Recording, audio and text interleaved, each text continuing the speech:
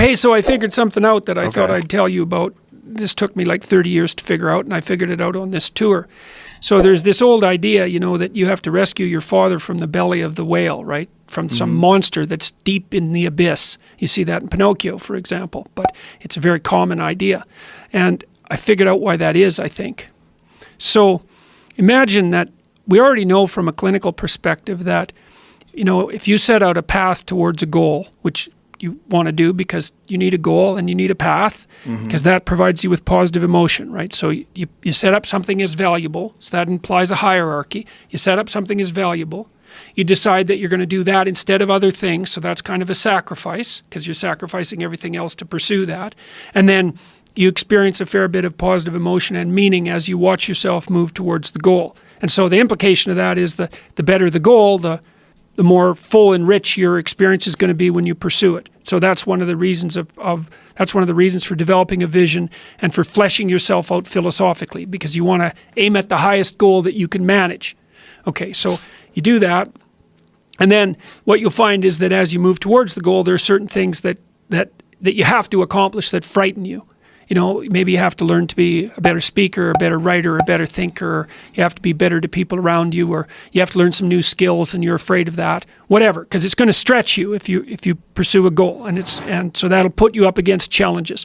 Okay, so all the clinical data indicates, well, the opposite of safe spaces, as Jonathan Haidt has been pointing out, that what you want to do when you identify something that someone is avoiding that they need to do because they're afraid, you have them voluntarily confront it.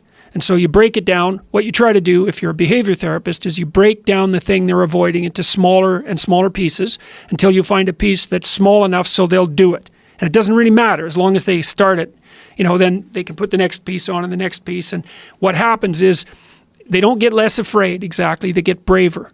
They get it's like there's more of them. And here's why. So imagine you do something new, and that's informative, right? There's information in the action, and then you can incorporate that information and turn it into a skill and turn it into a transformation of your perceptions. So there's more to you because you've tried something new. So that's one thing.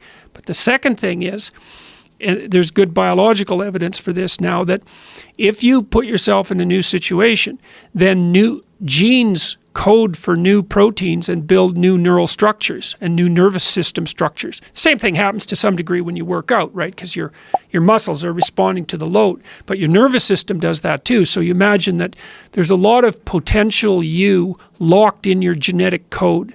And then if you put yourself in a new situation, then the stress, that's the situational stress that's produced by that particular situation, unlocks those genes and then builds new parts of you. And so that's very cool, because who knows how much there is locked inside of you. Okay, so now here's the idea. So let's assume that scales as you take on heavier and heavier loads.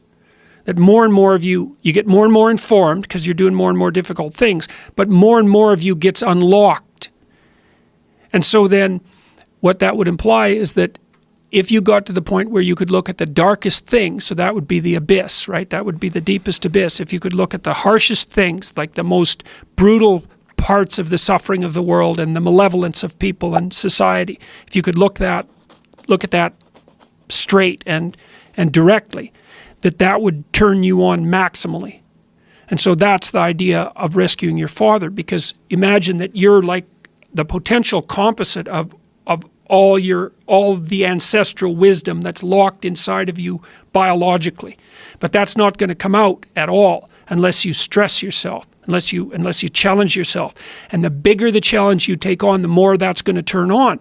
And so that as you take on a broader and broader range of challenges and you push yourself harder, then more and more of what you could be turns on, and that's equivalent to transforming yourself into the ancestral father. Because you're like what would you call it? You're the consequence of all these living beings that have come before you. And that's all part of your biological potentiality.